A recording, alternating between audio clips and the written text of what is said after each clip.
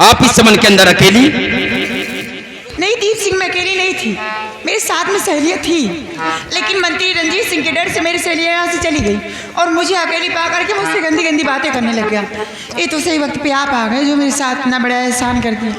राजकुमारी साहिबा, इसमें एहसान की क्या बात है? ये तो हम लोगों का फर्ज है कि आप लोगों की हिफाजत करें और सिर्फ मैंने अपना फर्ज पूरा किया है। ये तो अच्छा हुआ कि हम मेला देखकर इसी चमन वाले रास्ते से गुजर रहे थे, आवाज सुनने पर यहाँ पर आ गया और काफी समय हो गया है। हमारी माँ मेरा इंतजार कर रही होगी। दीप सिंह, आपकी माँ इंतजार करती होगी? हाँ। चलो आज क्यों ना तुम्हारी माँ से मिलने चलो। क्या? हाँ दीप सिंह। आप हमारे बंगले पर चलोगी? जी। शहजादी साहिबा, हम लोगों के धन्य भाग जो कि आपके कदम हमारे बंगले पर पड़ेंगे। अगर आप हमारी माँ से मिलना चाहती हैं तो आइए, हम आपको अपनी माँ से मुलाकात करवाते हैं। आइए हमारे साथ।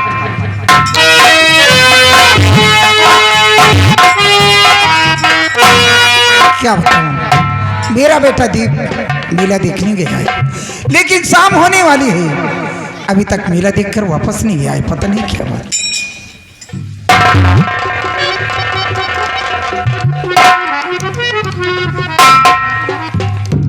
बेटा दीप, ये मैं क्या दिख रही हूँ? बाबा जी ने जो कहा था, आज बाबा जी की बात सच ही निकली। इतना समझाने के बावजूद जिस बात का डर था वही काम तू करके आया है। मेरे लाल सच सच बता दे मुझे,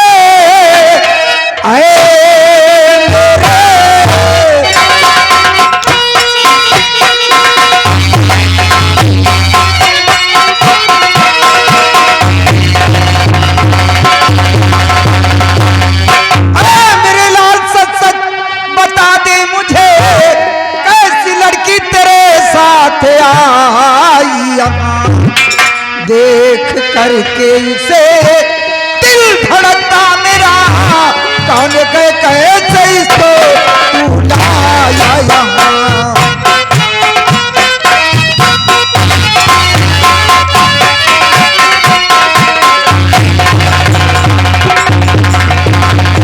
देख करके इसे दिल धड़कता मेरा, कौन कैसे इसको तू लाया यहाँ।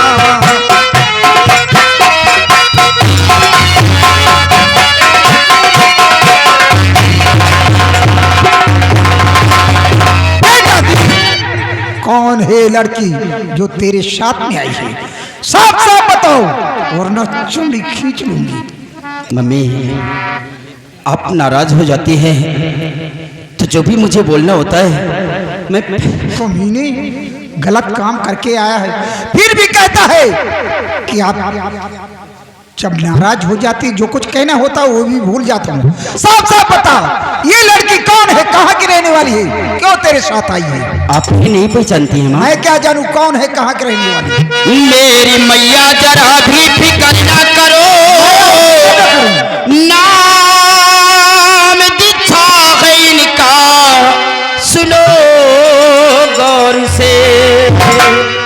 मेरी मैया जरा भी फिक्र ना करो, नाम दिखा है इनका, सुनो गौर से। राजी पारी है फिर ने इसी राजी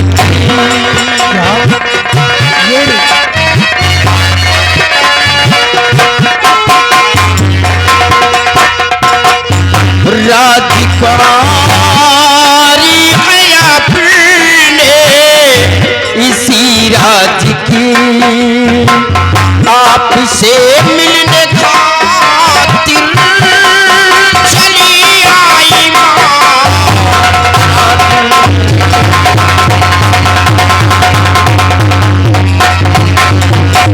मम्मी।